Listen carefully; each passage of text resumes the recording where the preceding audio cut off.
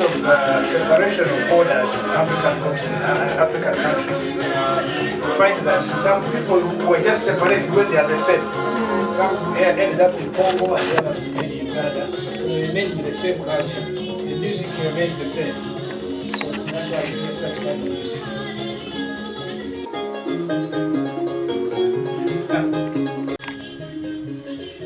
And the person singing is in Uganda.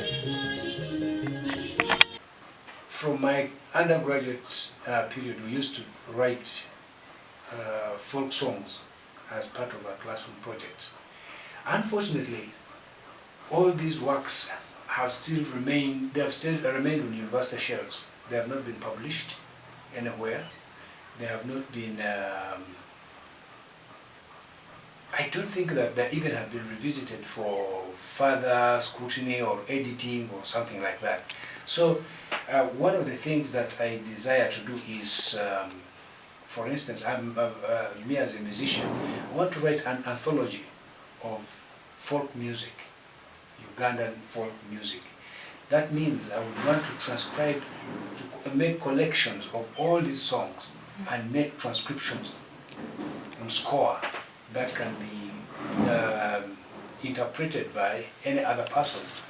And then this kind of music probably is not their interest. It's not so much of their interest to publish. That's why a lot of our music has remained uncaptured. It has remained uncaptured. It has remained unwritten. What has been recorded, perhaps sometimes maybe the quality of recordings is not the best, and therefore they are subject to extinction and they don't attract as long-term interest. The bigger percentage is correct, which is important. A translation can never be 100%. And by translation is also part of the documentation, because you are spreading understanding of that. So we cannot hide behind the fear to interfere with the context because of translation and do not and instead not document at all. So it's better than, and besides it's actually very, very small. It's a small magnitude of loss. So translation is okay. Translation is fine as long as you get the context right, and also use the indigenous people to get the right context. Do thorough research. That is what research is all about. Yeah. First and foremost, as the African culture is an active culture, performance is the first mode of preservation. If this culture is continuously performed, I know it will evolve over time and there will be some changes, but that is part of life. Life is not stagnant. If it is performed, it will be seen, it will be active, it will be alive. A recording from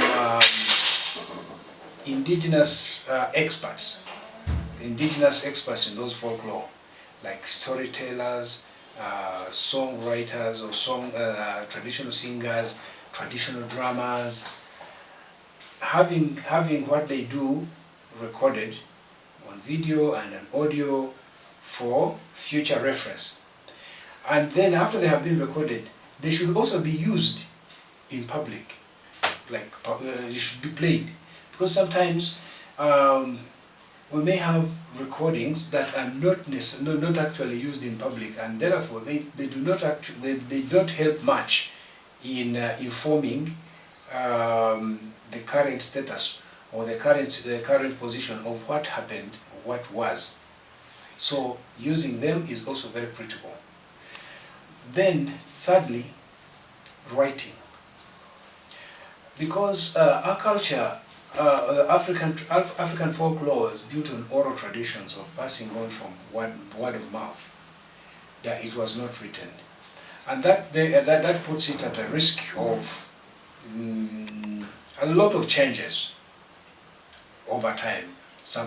You find that some kids don't understand the language.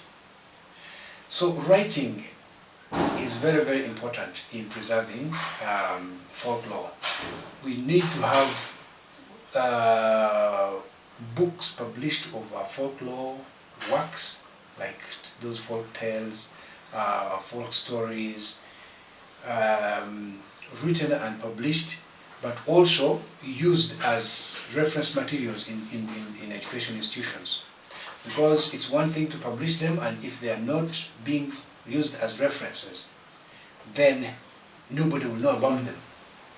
My future plan is to develop a teaching, how do I call it, like a teaching center, because we have developed so much capacity. We have taught a number of people about the culture, the folklore, and they are highly knowledgeable. So my aspiration is that the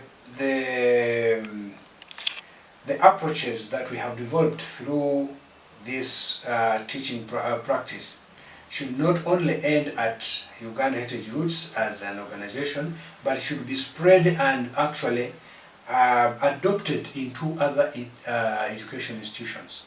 We have developed certain criteria, like teaching system out of a folklore, of how you can teach somebody to learn a song, how you can teach someone to learn a dance in a very traditional style. Teaching institutions are more inclined towards the Western teaching approaches at the expense of the traditional indigenous folk approaches. What Heritage used to be like a resource center for personnel that can be able to help bring folklore education into the formal settings, education institutions, even churches, because those are part of social settings where people learn knowledge.